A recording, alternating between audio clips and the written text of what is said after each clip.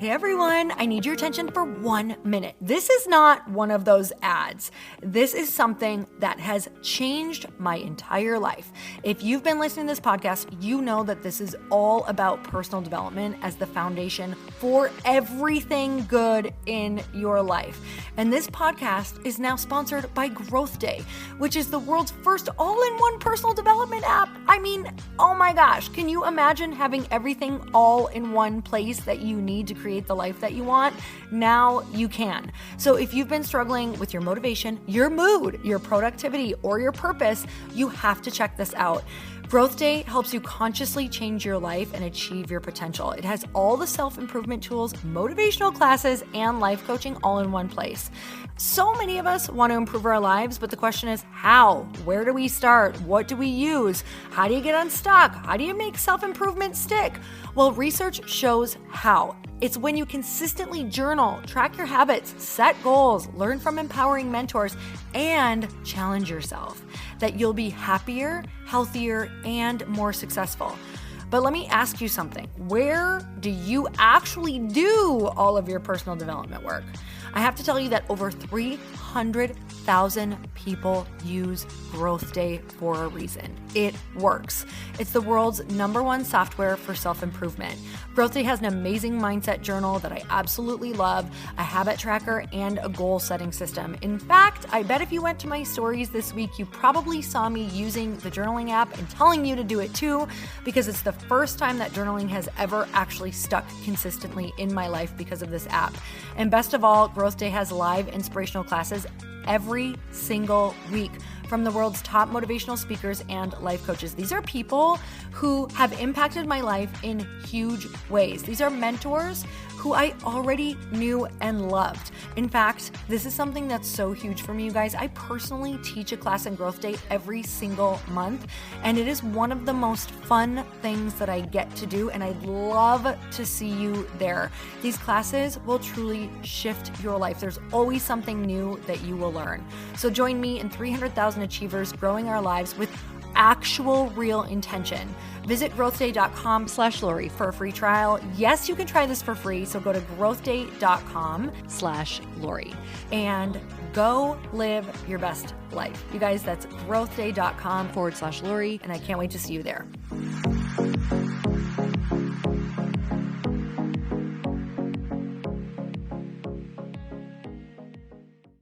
I think people spend too much time trying to get better at their weaknesses instead of spending all that time and energy doing what they're really, really good at to move the needle and hiring out or trading out or bargaining or finding somebody else to do the parts that they're not good at.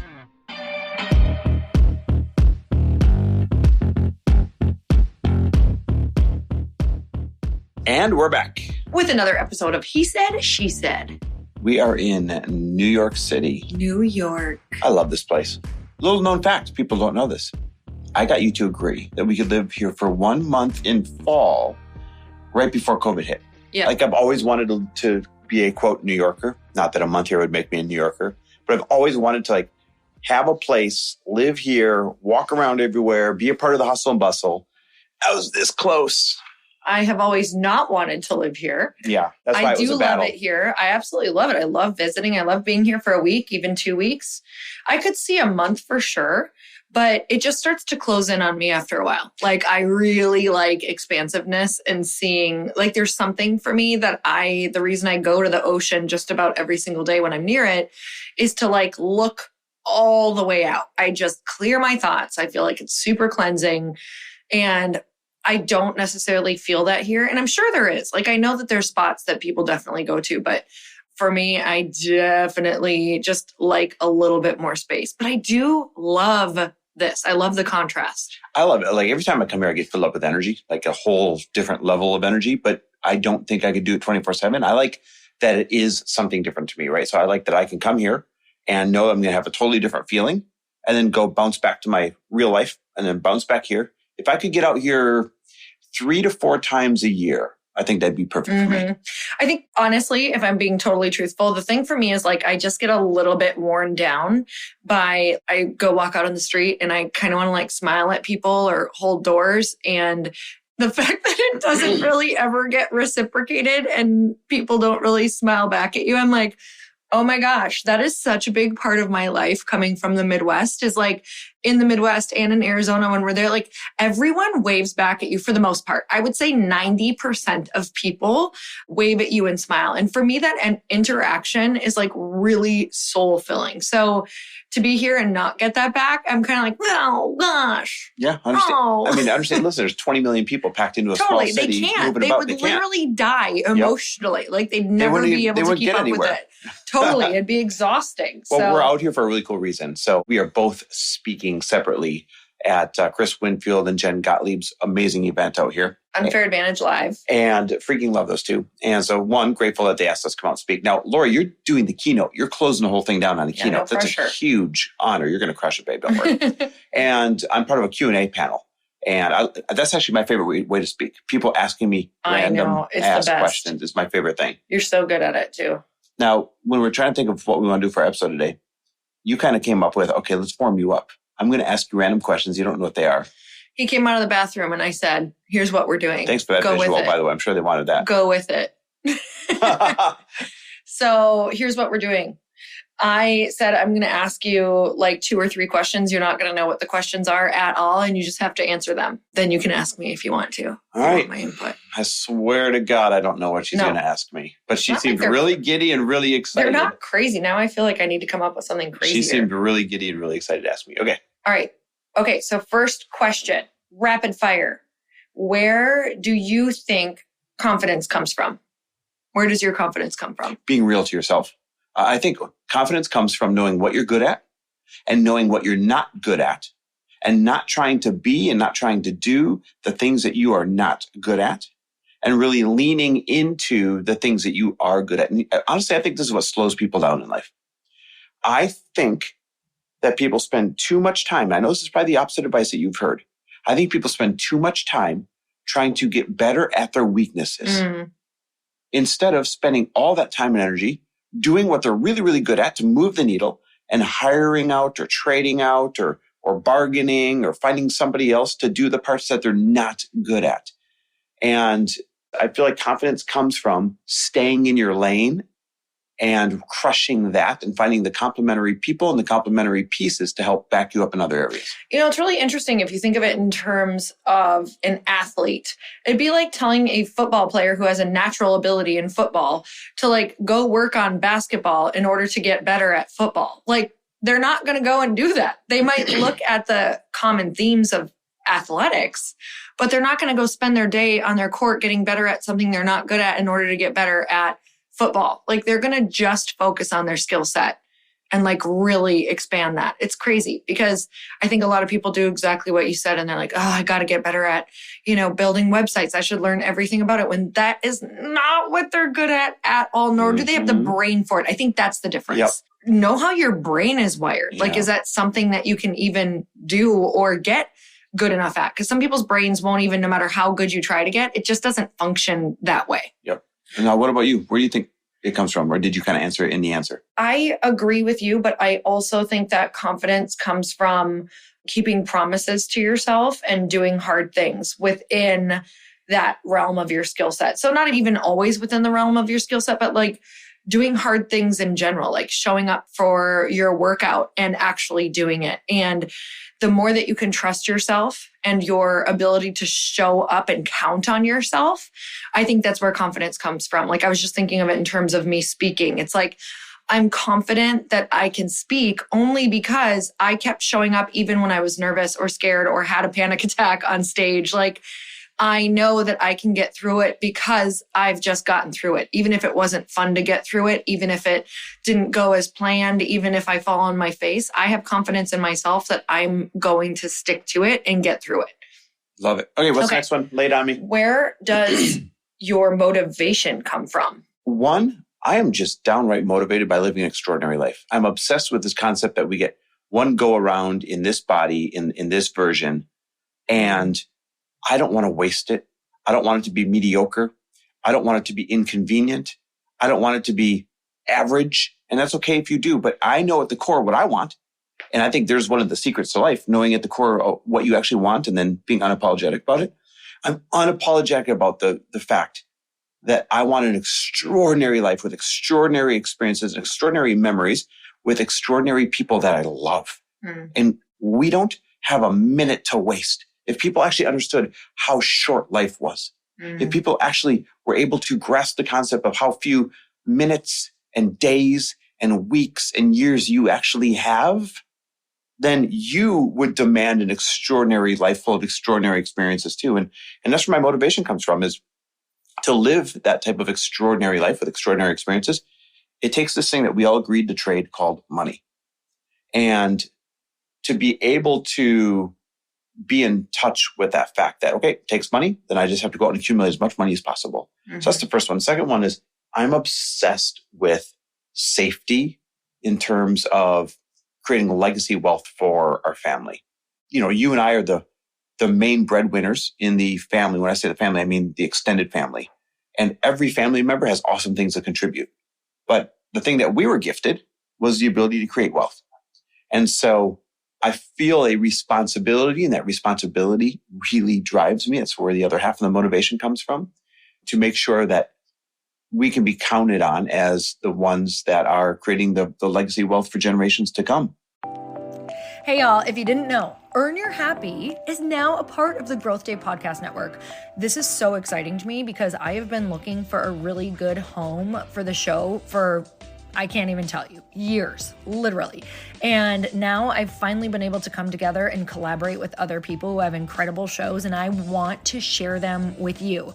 One of the shows is Motivation with Brendon Burchard. And you guys, if you don't know about the beginning of my career, I literally started with Brendon Burchard's work. It's how I launched one of my very first online courses and membership sites, was because he gives so much advice that you can integrate and implement immediately. And that's what you're going to get on the show. Not just motivation, but you're going to learn exactly how to get your stuff out in the world. And not just that, but Brendon runs in the most incredible group of humans who are really doing the thing out in the world that you want to be doing.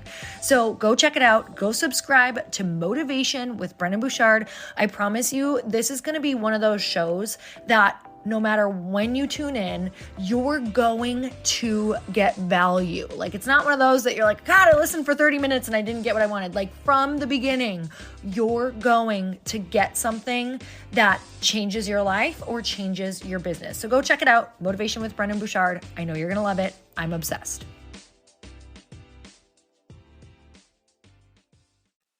What about you? What motivates you? Definitely that. The one go around in life. And also, I know that we talk about this too, like we want legacy wealth. And I think we're thinking of, because we kind of understand how legacy works, like it's 1 to 2 generations. None of that money's kind of gone, if we're being honest. But you know what they say? Have you heard of the third generation curse? Yeah, talk about it. So the first generation, obviously, they create the wealth. They make a lot of money. And so they are the generation that is I don't want to say most interesting, right? But they did the work. They built the story. Yeah. Second generation got to see them do it. So they understand the concept of hard work. They understand what it took for their parents to get there. They understand everything that went into it. So they respect the wealth. Third generation didn't get to see it. And so they don't respect the wealth as much. They don't understand what went into it. They have no concept of how hard it was and what it took. And that's the one that creates the down cycle of wealth. And when they create a down cycle of wealth, the next generation has to come in, start all over again, and clean it up. I feel like the world is kind of in that spot right now. Oh, don't get me started on that. Like not really seeing. We want to keep the show, right? So don't get me started on that. It's this idea of legacy, but also that, like, honestly, no one's going to remember me. No one's going to remember what I did. No. So I might as well. Number one, that is incredible freedom. When I actually let myself think of that, it's like, to be honest, that should give us complete freedom to screw up. That should give us complete freedom to go for that big vision and that big dream. Because I really believe that the people who have the biggest risk tolerances are the ones who are going to be able to go for it the most in this lifetime.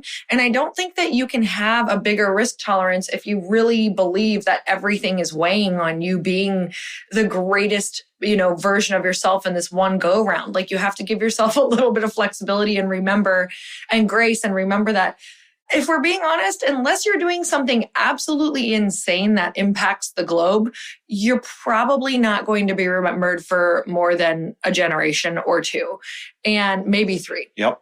And that gives me incredible motivation to want to do my best with this gift, this very short gift that I am given. And I'm really motivated to help other people experience this life too, because I feel like just especially the way that I grew up in religion, I feel like the narrative, this is just my personal experience, was like the more that you suffer in this life, the more rewarded you will be. And I don't believe that, because growing up around that was just never a great feeling.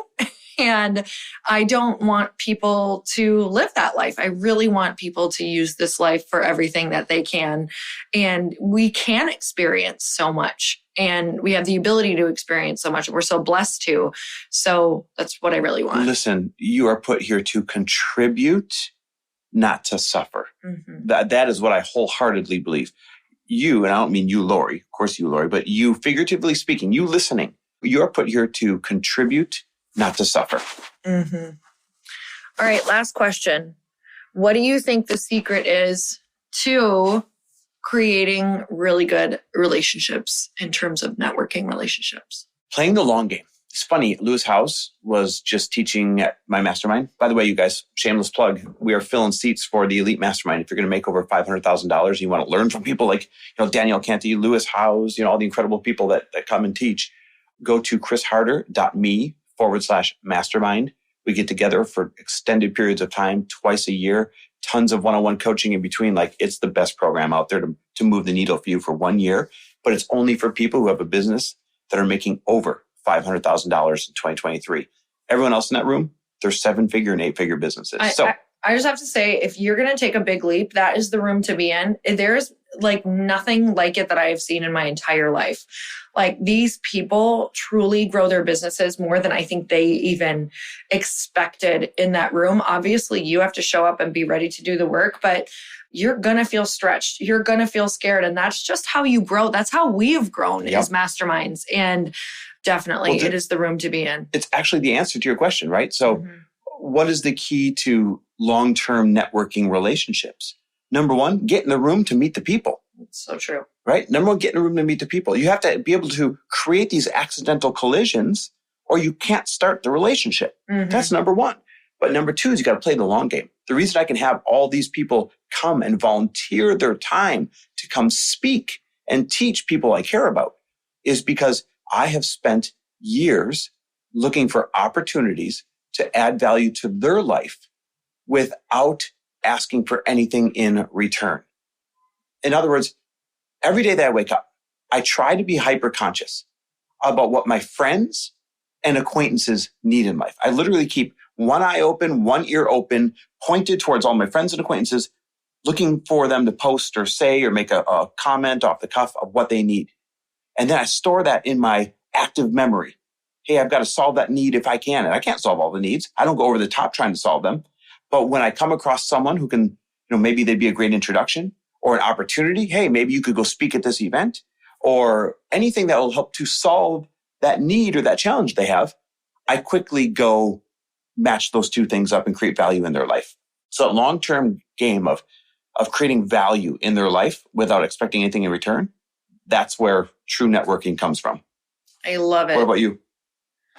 Well, I totally agree with you. I think it is the long game. And it's 100% what you said. I'm always thinking of how I can help somebody, how I can solve a problem. And also, man, what rooms can I get into? I know I'm going to a mastermind where I know nobody next week in Miami. I'm going by myself.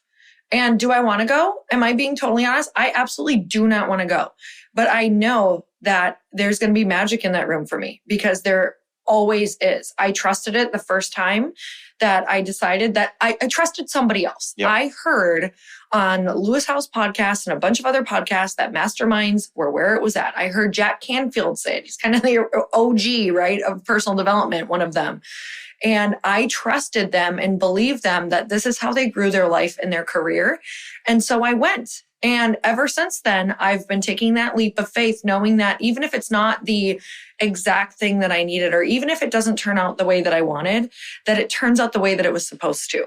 And I trust that. I believe that. What I just said is an actual core belief of mine. If it didn't turn out the way that I wanted, it turned out the way that it was supposed to.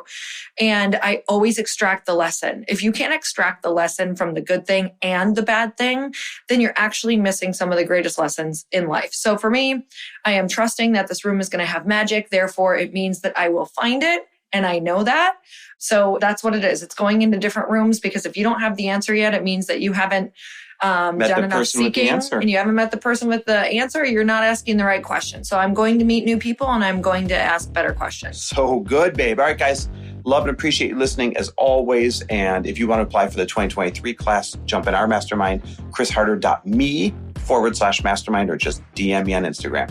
Love and appreciate you. Thanks for listening.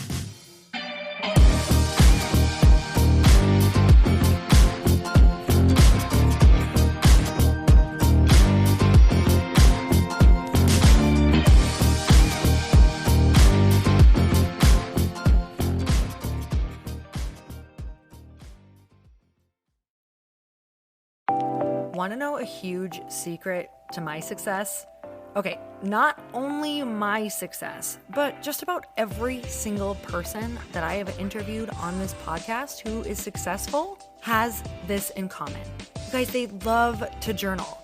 They capture their life lessons and what they're grateful for. But a lot of people don't keep this up consistently. And most people do know that the research shows that journaling deepens your gratitude and increases self-awareness. But did you also know that journaling decreases stress and helps you achieve your goals faster? In fact, journaling is a huge differentiator between average performers at work and high-performing people. It leads to longer-term clarity, confidence, and success. So why don't more people journal? Why didn't I journal consistently? Honestly, they don't like staring at a blank page. It's hard to carry a book around with you or a notepad, and they just don't even know what to write about, or they just forget. That's why I know that you're going to love Growth Day. It's the world's #1 system for self-improvement, and it's like all-in-one personal development in an app. And it has an awesome digital journal, and people love it. Growth Day's digital journal has hundreds of research-backed writing prompts for self-reflection, positive mindset, confidence building, and success. I use them all the time, and it makes me think in ways that I typically don't, and it makes me ask myself better questions, which we all know gets better results in our life. It even has prompts that help you develop a daily, weekly, or monthly habit of reflecting on your life and identifying areas to grow. So it's a perfect time of year to start journaling, you guys. When you sign up at Growth Day, you also get systems for habit tracking, goal setting, and scoring, and improving every area of your life. Best of all, I get to teach there too, you guys. I'm so excited. I hope that I get to see you.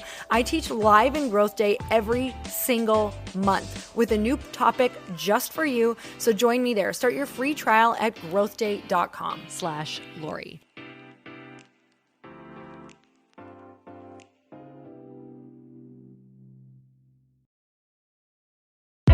Hey, I know if you're listening to this podcast that you have big dreams and big goals. And one of the things that can really stop you is struggling with your marketing.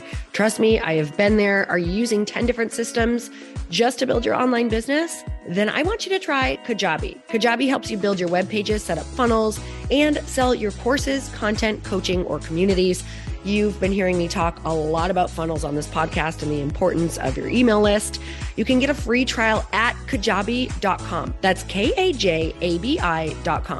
I've talked about Kajabi before, but here's something that's super cool and new. They just rolled out an AI assistant for creating your online course curriculum. And this means you just type in a topic that you want to create on a course or webinar, and bam, it just generates a sample outline for you. It takes a ton of the hard work away. Of course, you're going to customize it to be your own, but this really helps you get over the struggle of how in the world to start, which is where most people stop. If you're like me, starting is always the hardest part, and that's what makes Kajabi so popular. They've made it easier for creators to build web pages, build courses, build coaching programs, build membership sites, build checkout pages, and build email funnels. So if you're struggling with any of those, you got to go check it out. Go to kajabi.com Kajabi.com. Kajabi was really the first all-in-one system and is trusted by over 100,000 creators. I think that's good enough for me. Also has influencers and marketers who use this. And now their smart AI platform makes it easy to take what you know and turn it into an online course and business. Go start building with a free trial at Kajabi.com. That's Kajabi.com.